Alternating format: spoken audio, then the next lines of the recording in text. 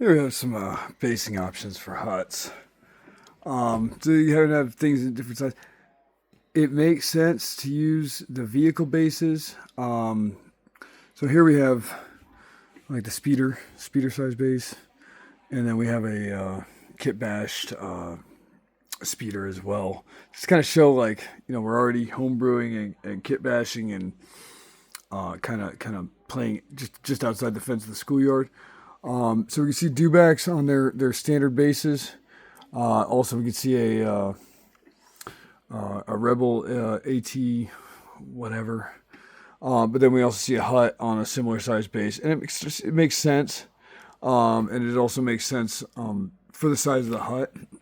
Now, when you start getting into longer models and everything like that, and then we end up on an ATST size base, you start seeing some of the slight differences here, like where an inch or two starts making more impact on the footprint and the cross section of the hut itself, and how much space it takes up within the game and the game board. We're home brewing here, but we're kind of getting into home distilling here. We're assigning the huts more of a vehicle type maneuverability and dynamic. Now, where we dumb it back down, the possibility is so we see here with a bantha. So it's kind of easy to include this in the game, especially with these kind of oval bases and the general shape of the mini. We can assign easy speed characteristics and everything, and the tool actually fits up against there, and it makes sense.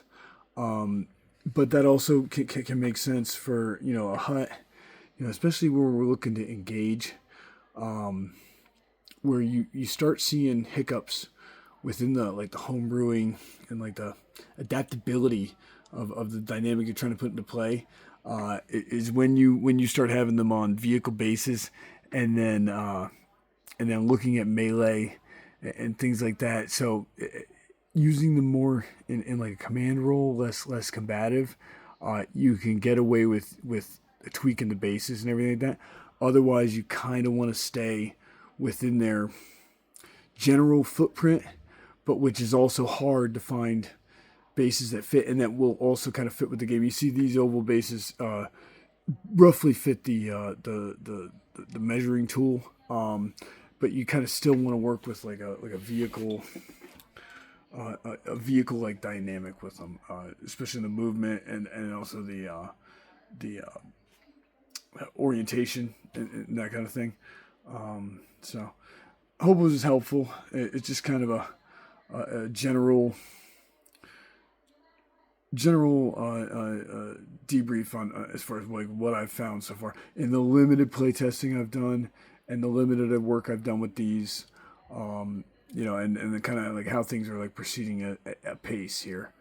It's a little bit esoteric and it's really not applicable to a whole lot. But the minis look great. I kind of like I wasn't noticing it till I like kind of put everything out together. Like it looks weird, mixing it all together. And you guys can see my pile of shame here. We're gonna be working on that. I've gotten into bolt action, Japanese, like really fucking heavy, but we'll get back to the Legion. I know people enjoy the content. If you're a limited amount of people at the very least, but I'm not so much going for high viewership, or whatever like that. It's just kind of explaining what I'm going through. And if people understand what I'm talking about, if it's a limited group of people, more the better. All right, gentlemen, I'll let you enjoy your evening. We'll get back with you.